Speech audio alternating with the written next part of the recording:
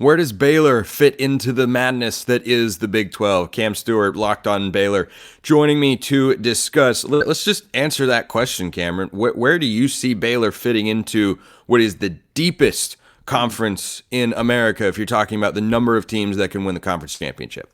Well, I would say the hope is that Baylor would fit in around the middle of the pack. I think that would be a good season for Baylor, considering where they were last year, which was the basement of the Big 12, and you add some good programs on top of what you had last year. So I don't see a world where they're in the top three of the conference. I'd be very pleasantly surprised, top quarter even. But I would see them as a middle of the pack team if the additions they've made go well, and I'm not just talking about the players, but the coaching staff as well. So I see them as a middle of the road Big 12 team, which is suddenly, a much crazier league than it was even last year. I feel like Baylor as a football program has had as many ebbs and flows and peaks and valleys as anyone, maybe in the country. They have been at the bottom, they have been at the top, and it's just kind of this constant up down. I am now going to dub Baylor the elevator football program. You can take them to the top floor, or you can take them all the way down to the freaking basement. Cam, you can go anywhere you can go anywhere that you would like, anywhere you feel is capable. Can Dave Aranda get them back up to the top? I think so. But that's a belief thing. We're the largest Baptist university in the world. We're going full faith right now and we kind of have seen it. Granted, it was a Matt Rule roster that he had in 2021, Dave's second season in Waco, when they finished in the top 5. They won the Sugar Bowl, they won the Big 12, all of that. But it's such a far cry from that right now. So can he take them? I think so, but at this point, it's put up or shut up time. And they've got to make some serious improvements starting this year for him to just keep his job. And I think Dave is a great football mind. I think there is one of the great defensive minds in all of college football still in there.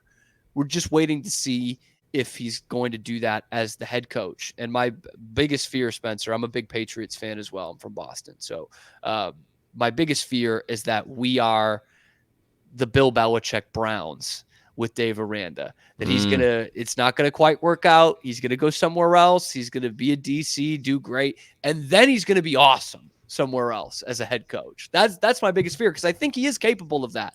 So that's also a very, very valid fear, because once upon a time, the Jets fired Bill Belichick, and then he started messing with them on national television and smirking about it on the sidelines. So you best hope you don't have that situation locked in there if they do move on from Dave Aranda. But I want to stay on this for just a moment before we talk about the moves he's made to try and keep his job over there in Waco. Is this a situation in which a coaching change could transpire in the middle of the season if things don't go according to plan? I think it is. Yeah, I think you are looking at a bit of a Scott Frost, Nebraska situation where it could go haywire and he could be gone quick. And like, we know that it's been Mack Rhoades, the athletic director. He's kind of staked his job on keeping Dave Aranda here. And Mack has made some great progress in this athletic department. I really like him as an athletic director, but as we know, it's football or bust, especially at a school like Baylor in the Big 12 and in Texas. You've got to be able to compete in football, and they have not been able to do that the last 2 seasons. So it could well be a case where that could happen. In fact, we talked about this. I did it with Locked On Big 12 a few days ago. You've got Jake Spavital on the staff, a former head coach, not a wildly successful one, but a former head coach but a successful offensive coordinator at his last stop. He did very well last year at Cal. Yeah. And you also added Gary Patterson to your staff this year. So there are guys on this staff who can right a ship in the middle of a season. And I think it's not lost on anybody, including Dave Aranda, that this could be borrowed time month by month. And, you get through the month and you exhale once we start getting into the season. Let's talk about the moves that Aranda and his staff have made. Give me your top 2 transfers that are going to come in, make an impact, and help Baylor be better than fans might think they could be. I'll give you one offensive, one defensive, because this is a well-rounded show, and I'm gonna stick to that. I like So that. Like that. I've got to go offense to Quan Finn, who I think is going to be the starting quarterback. Baylor's not named a starting quarterback yet, but this is a former MAC Player of the Year at Toledo who had them in the championship game twice, in their conference championship game, and a terrific, exciting player. We've heard links to Trevon Boykin in terms of his style and the plays that he can make, which if you get half of a 2014 Trevon Boykin, you're in a really good spot. You got a football player. You got a football damn player good one, there. Man. And so I think, you can't, I like some of the receivers they've brought in, but you got to start at quarterback there. And on the defensive side, I really like this Jaquez Evans.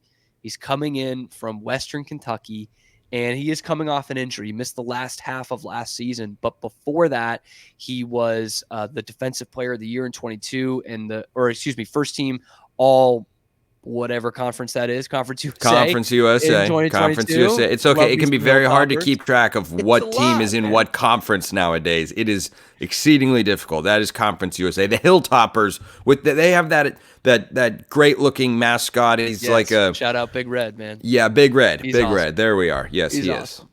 And so Jaquez Evans comes in. He was first team all defense, then preseason conference defensive player of the year last year before he got hurt. He's one of these edge rushers who lives in the backfield, which are the good kind of edge rushers. And Baylor really needs help at that position, both interior and on the edge on the defensive line.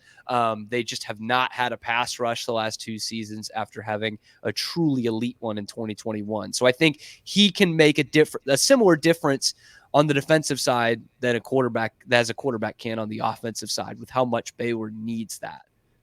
When you look at Baylor's schedule, their preseason win total, according to our friends at FanDuel, set at 5.5. What is a successful season for the Bears?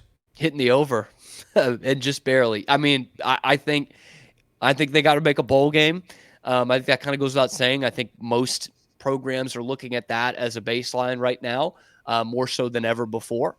I think they've got to be 6-6 and in a bowl game. I can't see this team being 9-3, 10-2. I think that would be a great overachievement.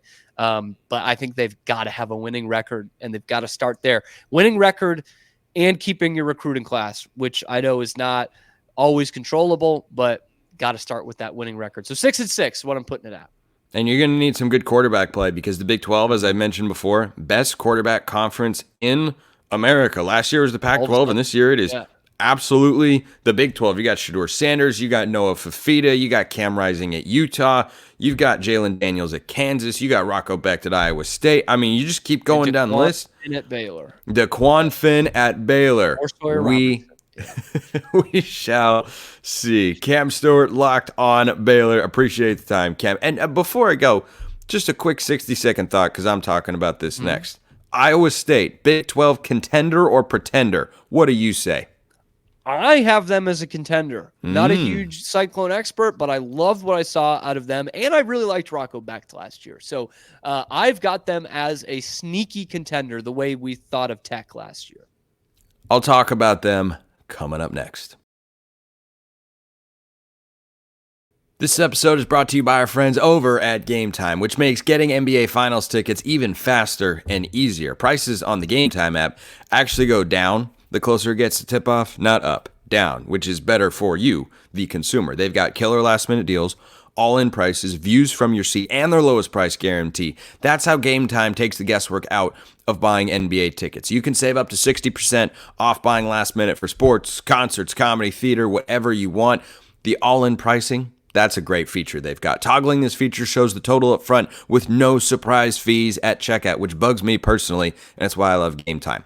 Take the guesswork out of buying NBA Finals tickets with GameTime. Download the GameTime app, create an account, use code LOCKEDONCollege for $20 off your first purchase. Terms apply. Again, create an account, redeem code LOCKEDONCollege, all one word, for $20 off your first purchase.